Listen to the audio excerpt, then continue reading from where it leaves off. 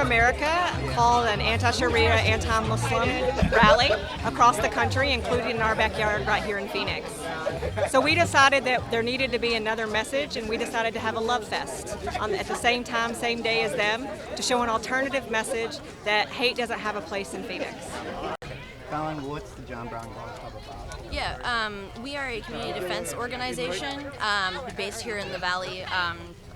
We do these kinds of security. That's where our purpose is here today. We are helping with security at this event. We have been working with the organizers to try and do a subtle, peaceful sort of security where we are practicing de-escalation. Some of us are concealed carrying. We try to be very open about that, but we also don't want to harsh on the vibe of it is a love fest. So we didn't want to come in guns a-blazing, as our friends across the park have done. So that is our purpose here today. This is the kind of work that we try to do here in the Valley. We try to do security for events like this. We do armed counter protests of our own occasionally. We did that last March, and we also do trainings to try and get people to know how to operate and handle weapons, and just to be aware of that kind of thing, safety, that sort of stuff. And we try to build coalitions to people in our community as we try to do here today. So. Muslims have condemned terrorism and ISIS till we're blue in the face. We don't know what else to do. We have websites dedicated to our condemnations.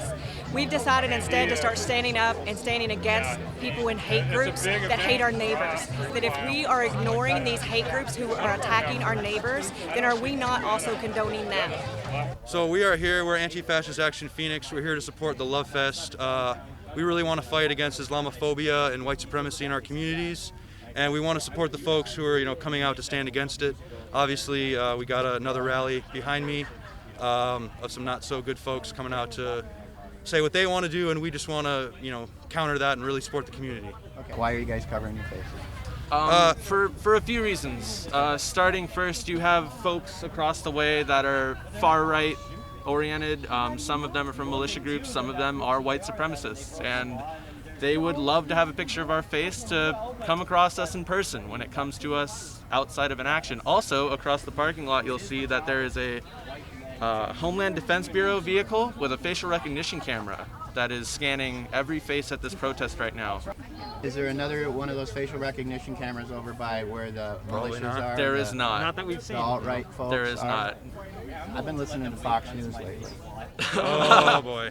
And, Oh geez. And Fox News says that you guys are anti-freedom, that you're anti-freedom of speech, and that Hillary Clinton's paying you all. Is this true? Absolutely not. No. What about the free speech I wish they were issue? paying Because us. that's coming up on an issue that you're. You have a problem here because there's a difference between free speech and hate speech. You have people that are openly advocating for free speech saying that people who are openly advocating for a second genocide against all non-whites, who are basically out to be against anyone who is against their white supremacist agenda, and they believe that their agenda should be protected by freedom of speech, which is completely dangerous on many levels. To not give them a platform to speak. Exactly. To give them a platform to speak is ridiculous. It's putting people, their everyday life, it's putting them in harm's way, it's putting them in danger. Exactly. Their hate speech will be responded to accordingly. If it goes unchecked, it becomes legitimized in the mainstream. It starts to seep over, and then We can't allow that to happen. To put it this way, the same people standing over there are the same people that believe the man who just killed 2 people and injured another in Portland, that he took out a knife and attacked 3 people that were trying to stand up for, was it two women? Two Muslim women that he was harassing, racially harassing.